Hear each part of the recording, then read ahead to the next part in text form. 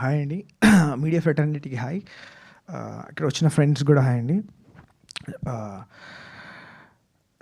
ఒక డెబ్యూ డైరెక్టర్కి లైక్ నేను చూస్తున్నారు కదా, లైక్ నిన్నటి నుంచి చూస్తూ ఉంటే కొంతమంది క్రిటిసిజం చేస్తున్నారు.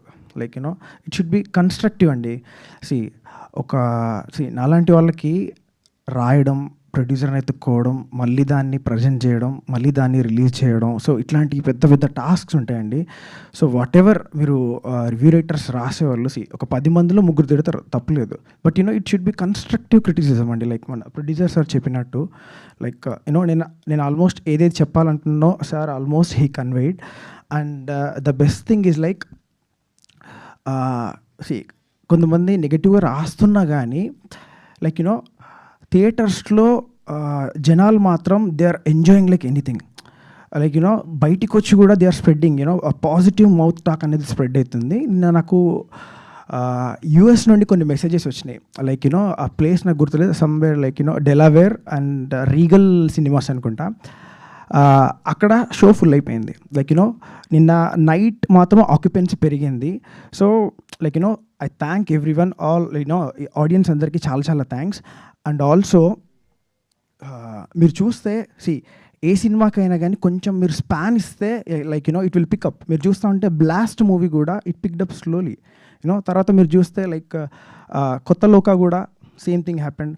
మీరు చూస్తే మన టాలీవుడ్ క్వీన్స్, మన మా ఇంటి బంగారం కూడా పిక్ అయింది. సో అట్ ద సేమ్ అదే పేస్లో ఓ Sukumari is picking up. You just wait and watch, ఇది పిక్ అవుతుందండి. అండ్ ఆల్సో ద ఫ్యామిలీ ఆడియన్స్కి మౌత్ టాక్ అనేది స్ప్రెడ్ అయింది and they are queuing at the theatres. Once again thank you so much. అది sir నేను ఇందాక చెప్పాను కదా, ఒక 10 రివ్యూస్లో ఒక 3 మాత్రం రాంగ్గా రాశారని. లైక్ ఎట్లా అంటే సార్ ఒక కన్స్ట్రక్టివ్ క్రిటిసిజం ఉంటే బాగుంటుంది. ఆ ముగ్గురు కూడా like what I felt is like ఏదో కాపీ పేస్ట్ చేసారు టెంప్లెట్స్. సో అది completely creative persons like us నాలాంటి వాళ్ళు చాలామంది ఉన్నారండి ఇండస్ట్రీలో డెబ్యూటెంట్స్కి.